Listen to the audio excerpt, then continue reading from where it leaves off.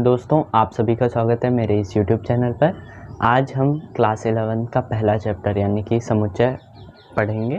तो चलिए इस चैप्टर को शुरू करते हैं। इस चैप्टर को शुरू करने से पहले ये जान लेते हैं कि समुच्चय का प्रयोग आखिर हम करते कहाँ हैं और इस चैप्टर को पढ़ने की हमें क्या ज़रूरत है।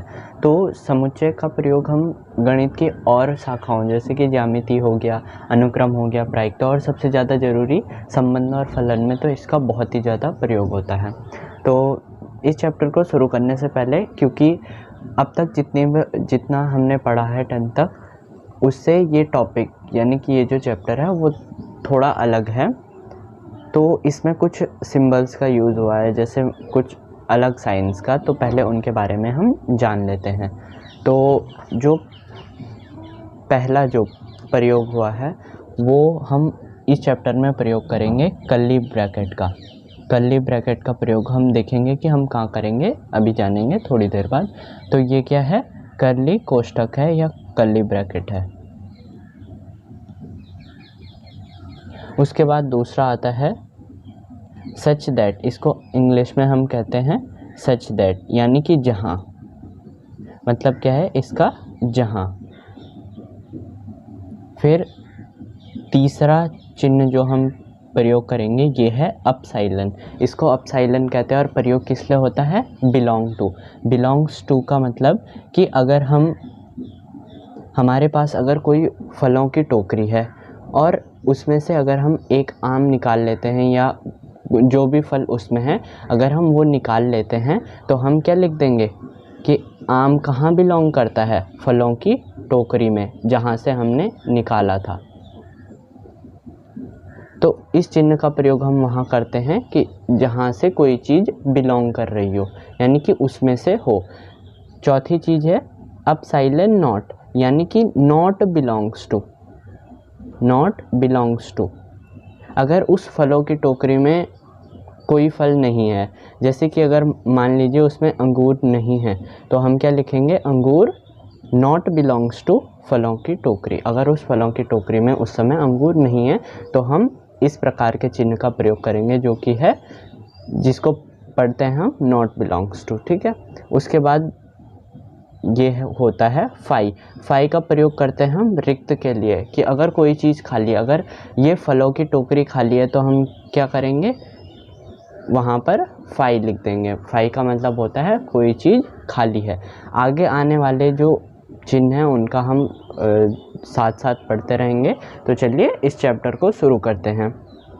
तो समुच्चय क्या है, हमारे आसपास बहुत सारी जितनी भी चीज़ें हैं उनको हम इकट्ठा करने की सोचते हैं या हम संग्रह करते हैं उन चीज़ों का। जैसे हमारी किताबें हो गई, तो हमारी किताबों, जहाँ पर हमारी किताबें हैं अगर वो एक साथ हैं तो अगर हम उनको संग्रहित करके रख देते हैं तो उनका क्या बन जाता है, एक समुच्चय बन जाता है।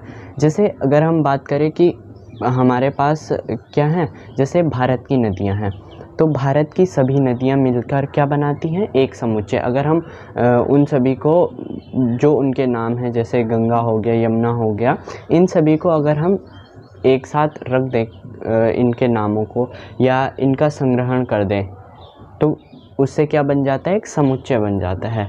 तो समुच्चय बेसिकली होता क्या है कि वस्तुओं का या नामों का, अक्षरों का क्या होता है, एक सुपरिभाषित संग्रह होता है। जैसे मान लीजिए हमारे पास कुछ शब्द हैं, जैसे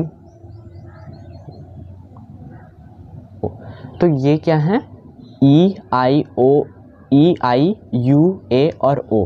तो अगर हम इनको किसी कर्ली ब्रैकेट के अंदर कॉमा लगाकर लिख दें तो ये क्या बन जाता है, हमारा समुच्चय बन जाता है। तो समुच्चय को हम अंग्रेजी वर्णमाला के बड़े अक्षरों से दर्शाते हैं। उसके अंदर के जो ये सभी चीज़ें हैं इनको हम समुच्चय के अवयव कहते हैं। समुच्चय के अवयव कहते हैं और इनको हमेशा कॉमा लगाकर ही लिखा जाता है। और अगर कर्ली ब्रैकेट के अंदर हम कोई अंग्रेजी वर्णमाला के अक्षरों का प्रयोग करते हैं तो वो सदैव ही स्मॉल लेटर होते हैं। ठीक है। तो इस समुच्चय में क्रम का कोई महत्व नहीं होता, हम इसको कैसे भी लिख सकते हैं। अगर हम इसको लिखना चाहें तो हम इसको ऐसे भी लिख सकते हैं, ए ई आई OU, तब भी ये समुच्चय माना जाएगा। और अगर इसका क्रम कुछ इस प्रकार का है तब भी ये समुच्चय माना जाएगा। अब समुच्चय के बाद हम अपने जीवन में बहुत सारे समुच्चयों का प्रयोग करते हैं। जैसे गणित की बात करें तो गणित में बहुत सारी संख्याएं होती हैं, जैसे प्राकृत संख्याएं। तो अगर हम प्राकृत संख्याओं को कुछ इस प्रकार ब्रैकेट में बंद कर दे तो प्राकृत संख्याओं का भी एक समुच्चय बन जाता है, पूर्णांकों का समुच्चय बन जाता है, परिमेय संख्याओं का समुच्चय हमें प्राप्त होता है। अब समुच्चय को जानने के बाद इसकी हम एक सुव्यवस्थित परिभाषा को देख लेते हैं। तो चलिए परिभाषा देखते हैं। तो क्या है, वस्तुओं के सुपरिभाषित संग्रह को समुच्चय कहते हैं और किसी समुच्चय को हम अंग्रेजी वर्णमाला के बड़े अक्षरों से निरूपित करते हैं, जैसे कि अभी दिखाया कि बड़े अक्षरों से निरूपित करते हैं। और जो समुच्चय के अवयव होते हैं, यानी कि जैसे यहाँ पर है 2, 4, 6, 8 और 10, इनको हम कर्ली कोष्ठक के अंदर क्या लिखते हैं, कॉमा लगाकर लिखते हैं। तो ये क्या बनाते हैं, हमारा समुच्चय बनाते हैं। ठीक है। अब समुच्चय को निरूपित कैसे करते हैं, तो समुच्चय के निरूपण की दो विधियाँ हैं।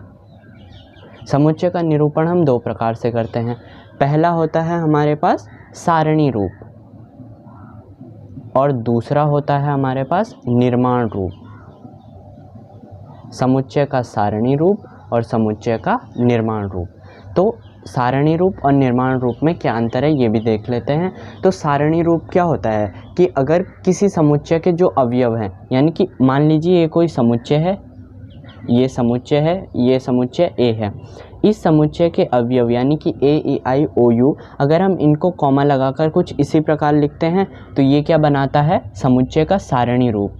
और निर्माण रूप में क्या होता है, अगर हम किसी समुच्चय के अंदर के जो अवयव हैं उनको हम किसी नियम द्वारा या सूत्र द्वारा निरूपित कर दें तो वो क्या बना लेते हैं, समुच्चय का निर्माण रूप कहलाता है। वो कैसे कि अगर मैं, ये सभी पांचों के पांचों क्या हैं, अंग्रेजी वर्णमाला के स्वर हैं। अगर मैं लिखूं x सच दैट, यानी कि ये सच दैट जहाँ x, जहाँ x क्या है, x अंग्रेजी वर्णमाला का स्वर है, अंग्रेजी वर्णमाला का स्वर है। तो इस एक नियम के लिखने से हमें इन पांचों को लिखने की ज़रूरत नहीं है। अब हम मान सकते हैं कि अंग्रेजी वर्णमाला का स्वर है तो हम AEIOU इन पांचों को आराम से लिख सकते हैं। तो ये क्या हो गया, समुच्चय का ये हो गया सारणी रूप और ये हो गया निर्माण रूप। तो चलिए अब इनकी भी हम अच्छे से परिभाषा को देख लेते हैं। तो समुच्चय का निरूपण, पहले हमने समुच्चय के बारे में जान लिया, फिर हम उसका निरूपण करते हैं। तो समुच्चय का निरूपण दो प्रकार से होता है, पहला है सारणी रूप और दूसरा है निर्माण रूप। सारणी रूप यानी कि टैबुलर फॉर्म, यदि किसी समुच्चय के अवयव कर्ली कोष्ठक के अंदर कॉमा से अलग हो रखे हों, जैसे यहाँ पर है 1, 4, 9, 16 और 25, तब ऐसे समुच्चय सारणी रूप में कहलाते हैं। ये क्या है, समुच्चयों का सारणी रूप। निर्माण रूप यानी कि दूसरा जो निरूपण करते हैं हम वो किस प्रकार करते हैं, निर्माण रूप से, यानी कि सेट बिल्डर फॉर्म से। यदि किसी समुच्चय के अवयवों को कर्ली कोष्ठक के अंदर किसी सूत्र या नियम से निरूपित किया जाए तब ऐसे समुच्चय किस में कहलाते हैं, निर्माण रूप में। जैसे ये समुच्चय है हमारे पास, ये देखें तो x सच दैट, x जहाँ क्या है, x का स्क्वायर है और जो 1 से बड़ा भी है और बराबर भी, 5 से छोटा भी और बराबर भी। तो यहाँ पर अगर हम रख के देखें तो x की जगह अगर हम 1 रखें तो 1 का स्क्वायर 1, x की जगह 2 रख के देखें तो 2 का स्क्वायर 4। तो यानी कि ये क्या है, समुच्चय का निर्माण रूप है और ये उसी समुच्चय का सारणी रूप है। वहीं दूसरे उदाहरण की बात करें तो b, जो दूसरा समुच्चय होगा हमारे पास वो क्या है कि x सच दैट, x जहाँ क्या है लेस देन इक्वल टू 6 है, यानी कि 6 से छोटा भी है और 6 के बराबर भी है। और x कहाँ बिलोंग करता है, x बिलोंग्स टू, यानी कि प्राकृत संख्याओं में बिलोंग करता है। n को हम क्या कहते हैं, प्राकृत संख्याएं। इस n को हम प्राकृत संख्याएं कहते हैं। तो x कहाँ से बिलोंग कर रहा है, हमारी प्राकृत संख्याओं से। तो ये क्या है, समुच्चय का निर्माण रूप और ये है समुच्चय का सारणी रूप।